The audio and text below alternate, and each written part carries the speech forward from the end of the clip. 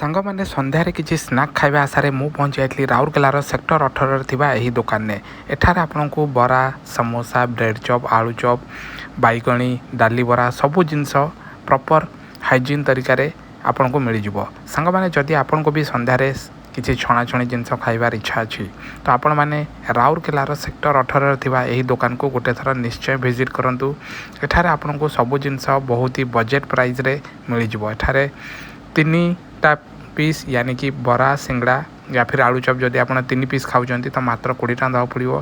गरमा गरम bread chop जदि आप खाऊँ तो मात्र 10 टंकार आपको ये ब्रेड चॉप मिल जाव। सांग मैंने ता छड़ा ये आपको वेजिटेबल चॉप, डाली बरा सबू जिनस ये प्रॉपर बजेट प्राइस रे मिल जाव। दुकान ना हूँ सांग मैंने अर्बन स्नैक्स एंड स्वीट्स जोटा कि सेक्टर 18 राउरकेला अच्छी सांग मैंने। तो जदि आपण मैंने केवल राउरकेला आसुँच किंबा आप राउरकेलू ये वीडियो को देखुंत तो डेफिनेटली यही दुकान को गोटे थर निश्चय विजिट करूँ। मु ट्राए करी बरा समोसा जहाँ सहित सी मत गोटे भजा लंका देते और ब्रेड चॉप भी बहुत बढ़िया था। सांग मैंने आपण मैंने देखिपे बहुत भल क्वालिटी तेल ये छणाछणी हुए सांग मैंने।